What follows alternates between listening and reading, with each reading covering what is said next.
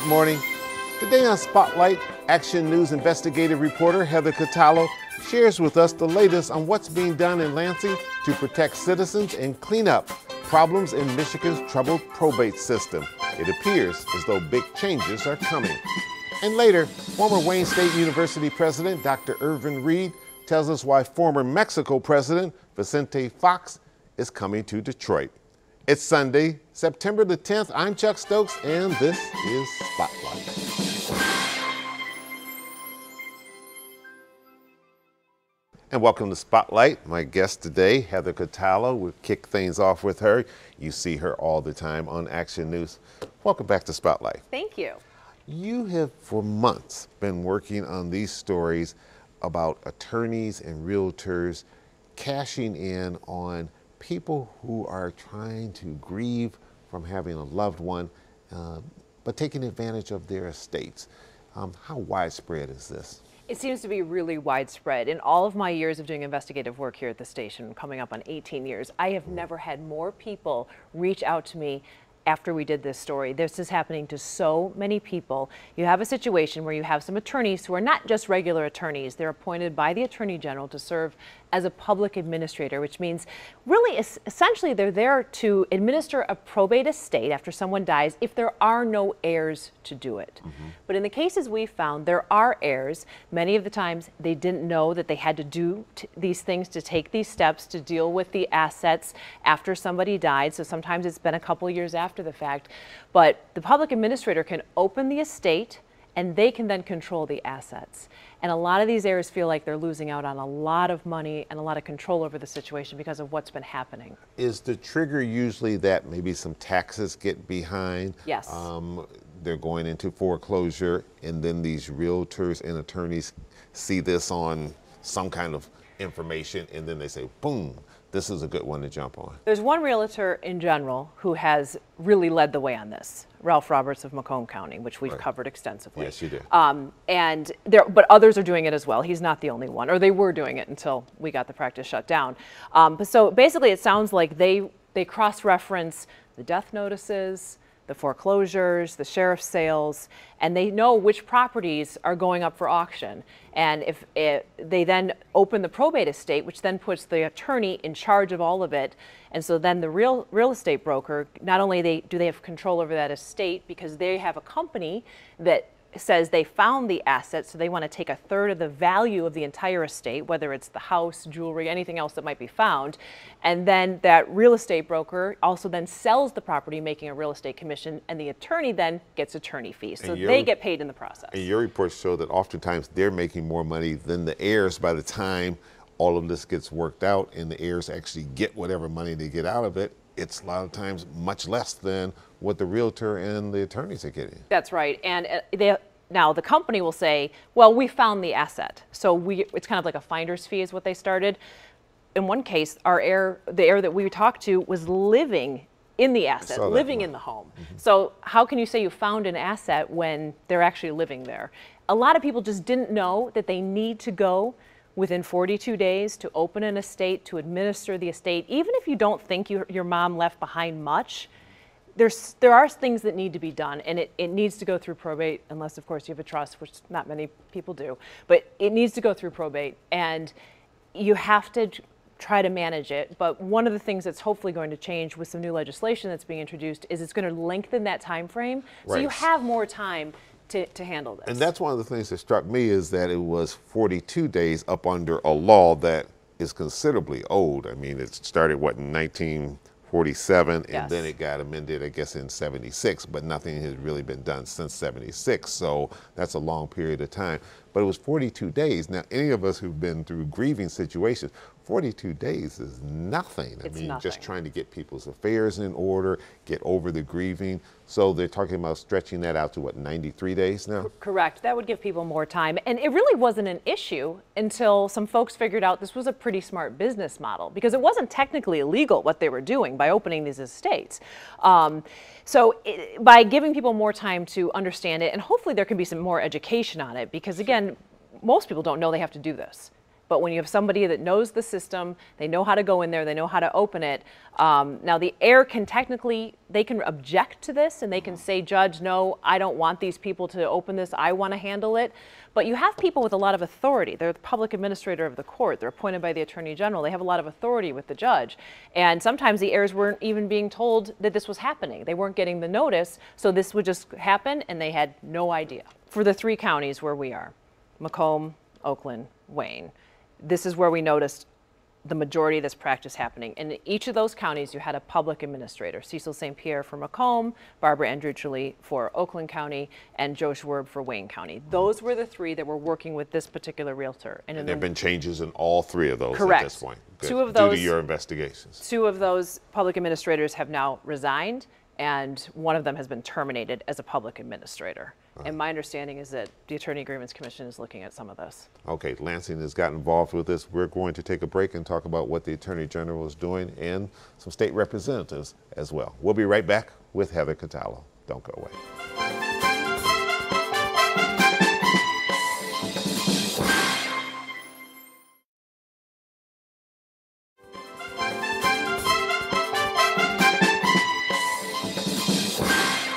You got in this and you've had some assistance. Before it got to the Lansing end, you had Oakland County involved in this to a great extent. You had Andy Meisner, who's the treasurer. You had Lisa Brown there. What role did they play? They played a really significant role. So our first investigation, which took us several months to do, mainly focused on the Macomb County portion of this.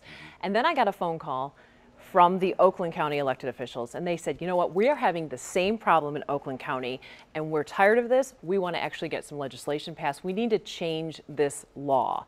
And so they reached out to us. We did another investigation focusing on what was happening in Oakland County, and they brought together a bipartisan group of legislators, and they met, and they came up with some bills that they're going to try to change the Public Administrator Act and some different parts of the law. And we're going to have a hearing on it this month. Right. The hearing will be on September the 19th. Correct. Committee hearing in the state legislature. You've got a couple representatives involved. Representative Jim Ellison, the Democrat from Royal Oak, and Jim, is it Runestad? Runstad, and he's Republican from White Lake. The legislation that they've introduced, in your opinion, is enough teeth in that to make a difference from what we're dealing with now? I think it'll help. I would like to see it go farther, just based on what my reporting has uncovered, but that's just my opinion. I think it's a great start. Lengthening the time frame. Better than what we have now. Better than what's now, what there is now. So lengthening that time frame for people who are grieving to act and to open the probate estate will stop some of this. And it looks like if this legislation goes through, the whole system has to do a lot more in terms of looking to see if their heirs, reaching out, making sure that they get the notices and the information, rather than just say, it's sort of on you to know what's going on, making sure that the system is looking as well. And one of the things that's key about that is that implementation of it's now going to be a misdemeanor if they don't give proper notice, because we came across several people who did not have notice or they didn't understand the notice. There more needs to be done to make sure the heirs really understand, what is this letter I'm getting? What does this mean? And it's going to, there needs to be a penalty in there so that the people opening this on a wide scale, which is what was happening, there's a consequence for doing this and for not doing their due diligence, because under the statute, they're supposed to do their due diligence, but they weren't. Right. So having a penalty in there is important. One of the things that some folks had suggested, which I don't know if this could get added at some point, is maybe the public administrator should have to pay their attorney fees if they open the estate instead of the heirs. Because what happens if they open it as a formal estate, you limit the heir's ability to maybe take some different steps in the court system, and you're almost forcing that heir to then have to go hire their own attorney to fight the public administrator, which we saw over and over again. And a lot of these folks just, they didn't have the money to start this process, let alone hire an attorney. Right. So then they're in a position of, now they have to spend even more. Attorney General Bill Schuette, Republican, has gotten involved with this, wants to put some real teeth into it, wants to put some criminality into it to make sure that his office is doing all of its due diligence. The public administrators technically were up under his office, but they sort of weren't up under the office. his involvement in all of this? So once we flagged this to them, they started looking at this process and looking at how the law was being twisted a little in order for some people, not all, some of them to profit. So they initially started with some of these resignations and suspensions of the practice. But once the legislation got introduced, they took a closer look at it and said, okay, this does need to change. So the public administrator is kind of this thing where the Attorney General appoints them, but they're not state employees. So he doesn't have direct control over these appointees. They're independent lawyers that also have this designation, because the one public administrator who is an Attorney General employee can't be in every county in the state. Right. So that's why they have all these appointments, and they're across the whole state. So they're talking now about maybe we actually need to look at this and make these people state employees, because it's very hard for anyone to oversee lawyers that are operating in these courts that aren't state employees. Mm-hmm. But once it became clear the extent of the problem, they started to move, and now they're backing this legislation. Right, they put out a very strong press release Yes. and statement on all of that. And if you get the Attorney General on board, you've got bipartisan legislation starting to work its way through the legislature. That's always a good sign. If there's a will, the will does need to be filed after the fact. And if you can, try to consult with somebody before your loved one passes to make sure that you know the right steps. But honestly, even some of the estate attorneys that are out there didn't realize that, you know, this 42-day mark was such a hard deadline, because again, it didn't matter before somebody started trying to turn it into a business model. And it's a very confusing system, and if you're grieving, and if the experts know the system and they know it well, then they have an advantage if they aren't morally doing the right thing. Yeah. Definitely. So again, those conversations, and understand, where did mom put her will? Where is it? What does it say in it? Right. And understand the steps that you need to take. It's Right. tough. Right. Heather Cattalo, Thank you. Thanks so much for coming in. Keep up the good work with all this investigation. I know that you will stay on top of it until everything gets resolved. And coming up, we'll go downtown and we'll talk to former Wayne State University President Dr. Irvin Reed about what he's doing to bring the former president of Mexico to Detroit. We'll be right back. Stay with us.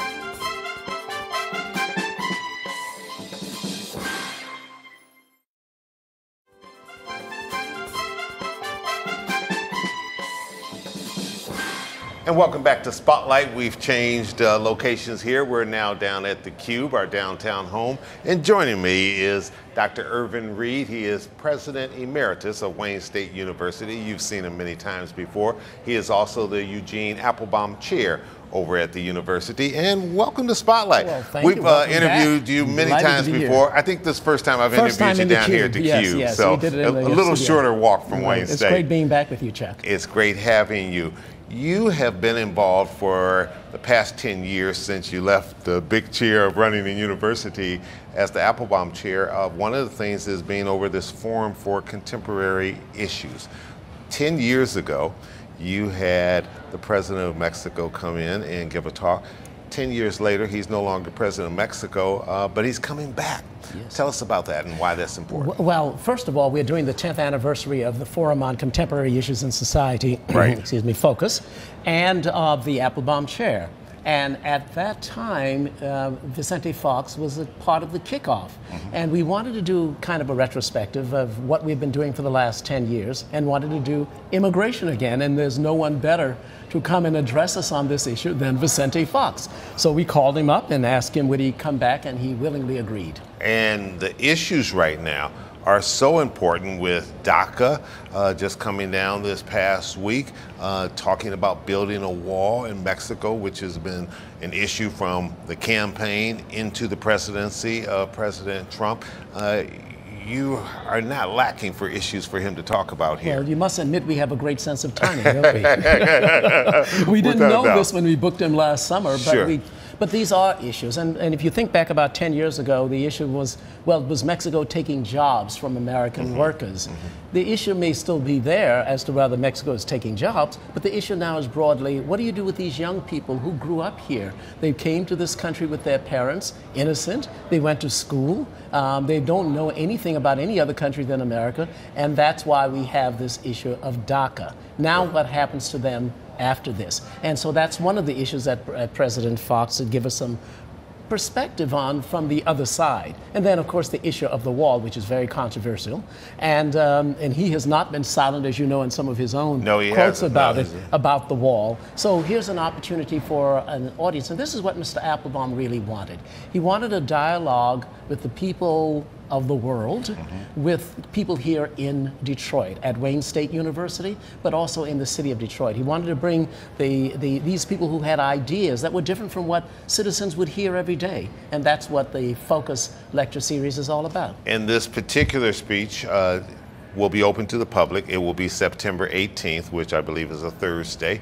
It's in Monday. the evening. I'm sorry, a Monday. Yes. It's in the evening. It's open to the public. Absolutely, and that's the other thing that Mr. Applebaum wanted. He did not want there to be any obstacle to people from the community coming to the campus and enjoying these lectures. There's no charge. We do ask people to go online and register or to call us and register, and we have information will be given to them on how they could go about registering so we can get a sense of the count. But there is no charge to attend the lectures, this one or any of the other focus lectures. I noticed in some of the literature that the sort of umbrella title for the speech is what in the world is going on? Yes. And I think that's probably very apropos given all that's happening, not just in America, but throughout the world right now. I can't tell you the number of times I hear people just say, what in the world is going on? And that's exactly what we try to capture with this title, is that what in the world is going on? Whether it's about immigration, whether it's about the institutions of the press and the presidency, whether it's about race, whatever. We wanted to say to people, what in the world is going on? At least come and spend a couple of hours with us one evening or one day and explore and hear what our speakers are saying about what in the world is going on. We're going to take a little break. When we come back, I want to talk about some of the other people that will be coming over to the campus, giving their insights, their thoughts about what's going on. And then I want to kind of take a little retrospective and look back at these past 10 years and what you feel you've accomplished. Great. We'll be right back with Dr. Irvin Reed. Stay with us.